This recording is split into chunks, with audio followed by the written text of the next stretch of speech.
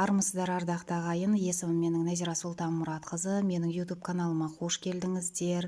Менің каналымда құлшылық туралы оқып жатқан мақалаларым, абайдың қара сөздері, поэзиялар сіздердің көңілдеріңізден шығып жатса, міндетті түрде каналға лайк басып жазылуды ұмытпаңыздар. Жақсы сөйлейік.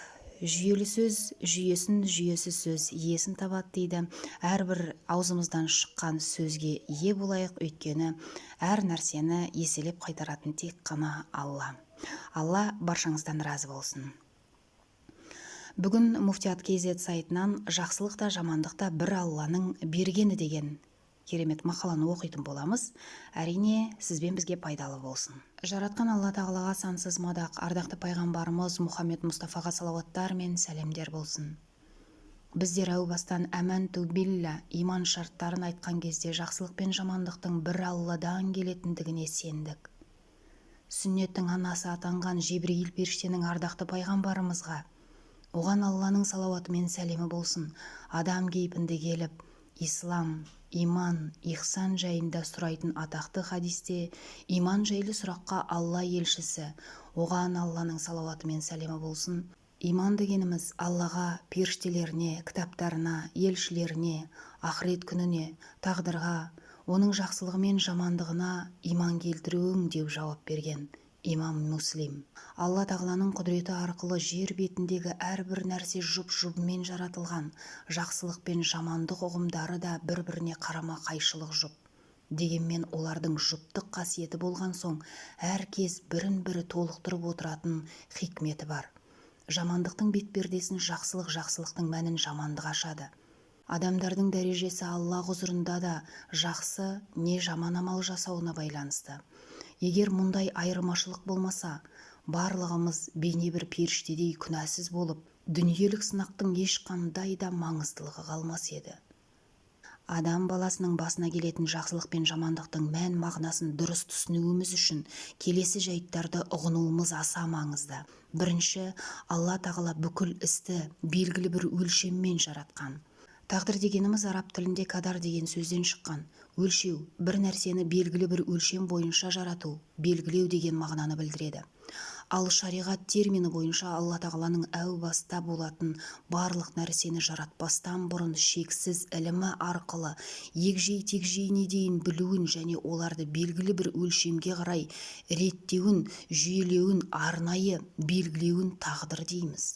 Тағдыр осы әлемді және оның ішіндегі сан алуан түрлі жаратылыс иелерін белгілі бір жүйе мен тәртіп бойынша басқаратын илляхи заңдылық. Жер бетіндегі күллі мұқлықтың болмыс бітімі жаратқанның белгілі бір тәртібімен өлшеніп қойылған. Алла тағала қасиетті Құранның Рағд сүресі 8 аятында оның құзырында әр нәрсе өлшеулі деп айтқан. Ал қаза дегеніміз Алланың ежелден белгілеп тағдырға жазып қойған құбылыстары мен жаратылыстың уақыт сағаты. Мезгілі мен мекені сәті келгенде жүзеге асуы. Яғни әуелден бекітілген нәрселердің уақыты келгенде табиғаттағы барлық нәрсе Алланың тағдыры мен қазасына сәйкес іске асады. Еш нәрсе тағдыр мен қазадан тыс өздігінен яки кездейсоқ жүзеге аспайды. Алла тағала қасиетті Құранның Тәубе сүресі 51 аятында Мұхаммед, оларға айт, бізге тек Алланың жазғаны ғана болады. Ол біздің иеміз, мүминдер Аллаға тәуекел етсін делінген. Аятта айтылғандай басымызға келетін жақсылықта, жамандықты, үміт пен қорқынышта, қиыншылық пен амандықта тек Алланың құзырында жазылған тағдыр бойынша ғана іске асады. Яғни мұсылман баласы барлық ісін Аллаға тапсырып, басқа ешкімге арқа сүйемеуі керек.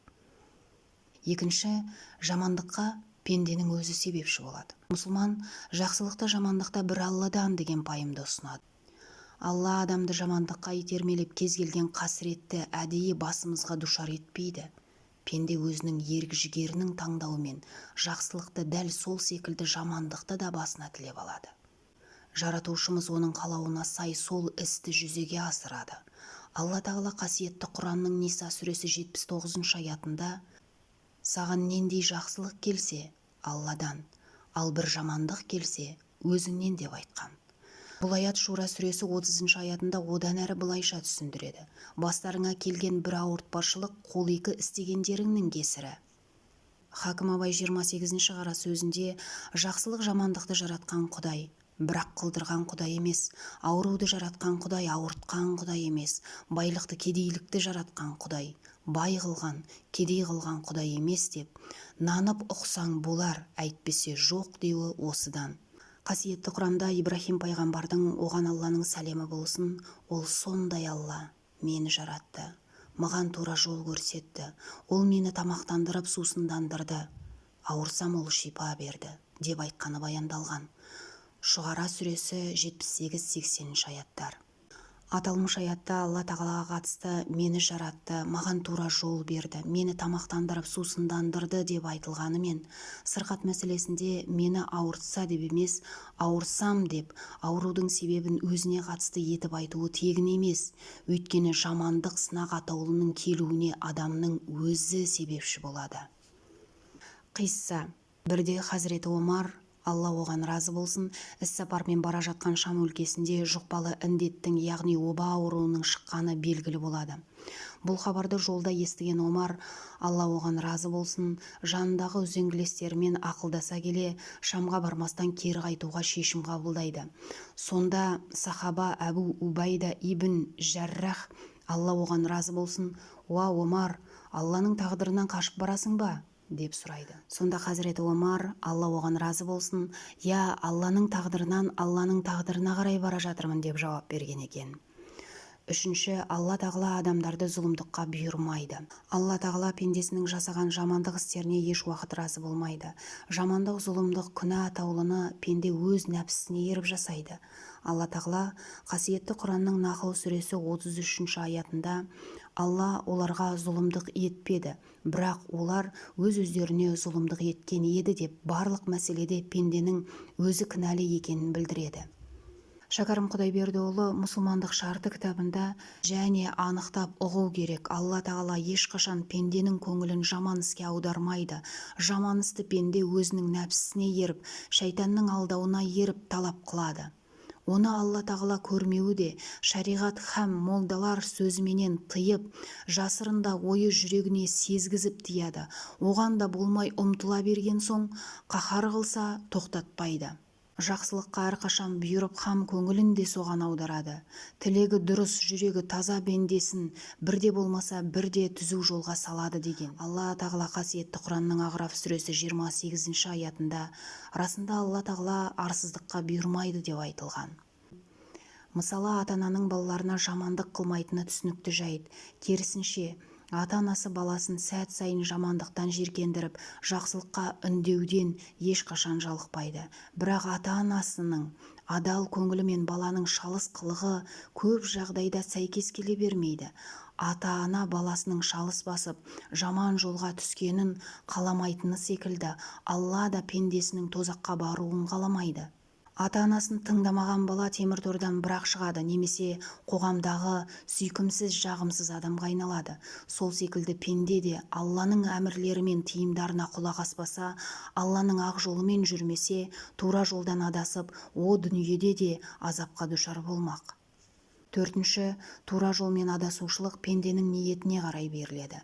Пенде тура жолға түспек болып ниет етсе, барлық ықыласымен Алладан тілесе, шүбәсіз оған тура жол нәсіп болады. Егер адасушылардың жолын таңдап хақ жолды қабыл еткісі келмей бұра тартса, онда оған адасушылық жолы ашылады. Асыл дініміз исламда ешкімді дінге, иманға қинап кіргізуге болмайды. Алла тағала қасиетті Құранның Бақара сүресі 256 аятында дінде зорлық жоқ деп айтқан. Пайғамбарлар да ешкімді иманға мәжбүрлемеген, тек Алланың ақ жолына шақырып, өз міндеттерін ғана атқарған. Иманға көңілі бұрмайтын пендеге пайғамбар ешқандай да бұйрық бере алмайды. Себебі жол таңдау пенденің қалауында. Қалауына қарай Алла тағала сол жолдың есігін ашады. Ардақты пайғамбарымыз да, оған Алланың салауаты мен сәлемі болсын, көкесі Әбу Тәліпке қанша жалынып сұрағанымен иманға келтіре алмаған. Ақырында иман келтірмеген күйінде дүниеден озды. Кейін Алла тағала қасиетті Құранның Қасас сүресі 55 аятын түсіріп, расында сен жақсы көргеніңді тура жолға сала алмайсың, бірақ Алла кімді қаласа оны тура жолға салады деп айтқан. Бұл аятқа қатысты тәпсірде Алла тағала кімнің тура жолға, кімнің адасушылыққа лайықты екендігін жақсы біледі деп түсіндірген. Тіпті шайтан да адамдарға адасушылықтың жолын көрсетіп, алдап арбағанымен, бірақ ешбір пендені зорлап адастыруға құдіреті жетпейді. Ал шынайы мүминге зәредей де зиян тигізе алмайды. Алла тағала қасиетті Құранның Хижр сүресі 42 аятында: менің шынайы құлдарыма ықпалың жүрмейді, бірақ саған кім ерісе адасқандардан болады деп айтқан.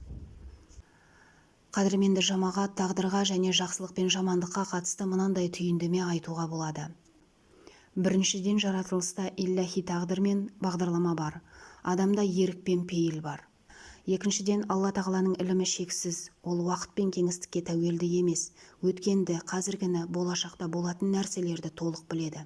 Үшіншіден, біз ісімізді Алла тағала солай жазды деп істейміз. Керісінше, Алла тағала біздің өз қалауымызбен не істейтінімізді білгендіктен солай жазады.